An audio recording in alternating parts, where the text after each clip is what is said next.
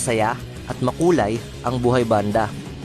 Yan ang sinabi ko sa intro ng episode 1 ng ating banda serye. Pero paano ko nga ba nasabi yun?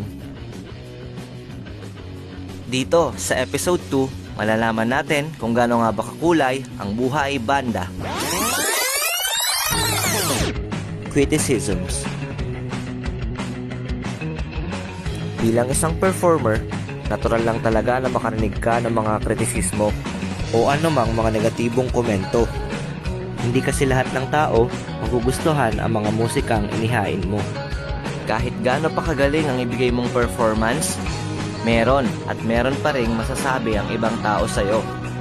Kaya kung gusto mong maging isang performer, dapat maging handa ka sa kung ano mang sasabihin ng ibang tao sa'yo. Gamitin mong inspirasyon ang mga negatibong komentong ibabato nila sa'yo. Basta, enjoyin mo lang. Ang pinaka-importante sa lahat, may mga tao pa rin natutuwa sa performance na binibigay mo. Ipagpatuloy mo lang. Ang mahalaga, masaya ka sa ginagawa mo. At syempre, may napapasaya kang ibang tao. Motivation. Ang buhay banda ay parang isang blankong papel. Nagkakaroon lang ng kulay ang papel na ito dahil sa mga taong naniniwala sa iyo, sa mga taong natutuwa sa musikang ibinibigay mo, at sa mga taong kumakanta, sumasayaw at napapaindak sa mga tugtuging inihahandog mo. Sila, oo sila ang magsisilbing gasolina upang magpatuloy ka sa pagtugtog ng musika. Kahit anumang negatibong bagay ang ibato sa iyo ng mundo, lahat ng ito ay kakayanin mo. Hanggat sa may mga taong nagtitiwala sa kakayanan mo, ipagpatuloy mo. Magpatuloy ka sa paglikha ng musika.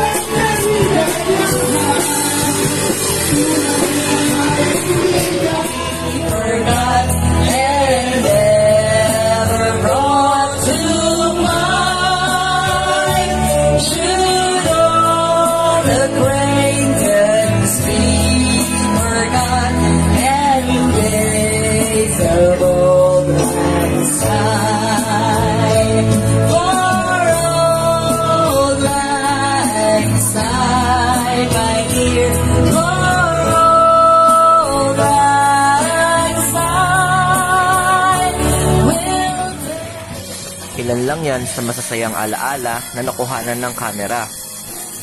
Kitang-kita talaga ang kasiyahan ng bawat isa. Sa mga ganyang klaseng pagkakataon, yan ang dahilan kung bakit kami nagpapatuloy sa pagbabanda. Napapawi talaga lahat ng pagod namin, lalo na pag nakikita namin silang masaya at nag-e-enjoy sa aming mga musika.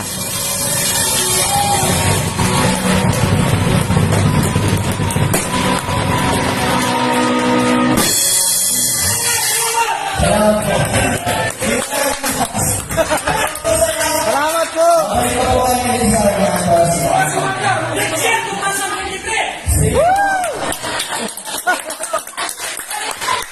Maraming salamat po! Salamat po!